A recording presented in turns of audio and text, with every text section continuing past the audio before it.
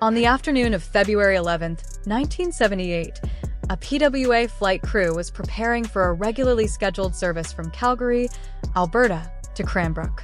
The aircraft was a Boeing 737-200, known for its sturdy frame and versatility, making it ideal for operating in Canada's remote regions. Cranbrook, however, wasn't such a remote location. It had a proper 6,000... As it turns out, PWA pilots were widely aware that some of their colleagues had successfully done these type of maneuvers on multiple different occasions. ...foot runway with an instrument landing system, ILS, full approach lighting, and modern amenities. Yet, it lacked one crucial feature: a control tower.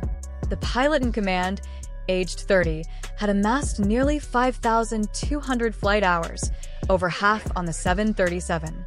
His first officer, only 25, was relatively new with 1,300 total hours and just 81 on the 737. Despite the less-than-ideal weather at their destination, heavy snowfall had deposited nearly a meter of snow, and visibility was down to about 1,200 meters. The flight proceeded as planned, given the crew's familiarity with such conditions and the presence of an ILS at Cranbrook. At 12:32 local time, Flight 314 took off from Calgary. Around this time, Calgary Air Traffic Control, ATC, relayed an estimated time of arrival, ETA, to Cranbrook's air radio station.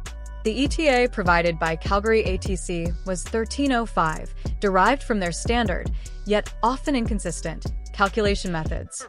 In contrast, PWA's internal operations estimated the arrival at 12:55, a figure accurate to within a minute. However, this internal estimate was not shared with Cranbrook's air radio operator, who relied solely on Calgary's communicated time.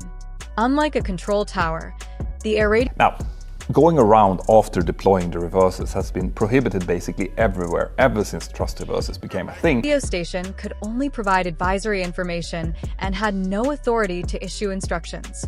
The operator, tasked with overseeing ground operations, monitored a snow plow clearing the runway. According to guidelines, snow plows should be cleared 5 minutes before an aircraft's arrival to minimize runway contamination. Believing Flight 314 would arrive at 13:05, the operator planned to recall the snow plow at 1300 hours.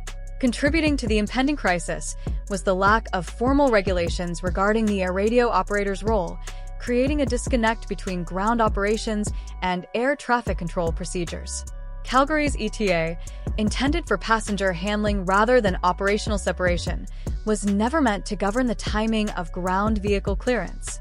Adding to the complexity, the Boeing 737-200's thrust reversers, a critical system for deceleration, had inherent design flaws. The bucket-style reversers could theoretically allow forward thrust application before the doors were fully closed due to a mechanical cam-based lockout system. Compounding the issue was the air-ground interlock, which cut hydraulic power to the reversers once airborne, preventing their stowage if partially deployed during a go-around attempt. Despite warnings in Boeing's Flight Crew Operations Manual advising against go-arounds after reverser deployment, informal knowledge among some PWA pilots suggested that successful go-arounds were possible, further muddying operational judgment.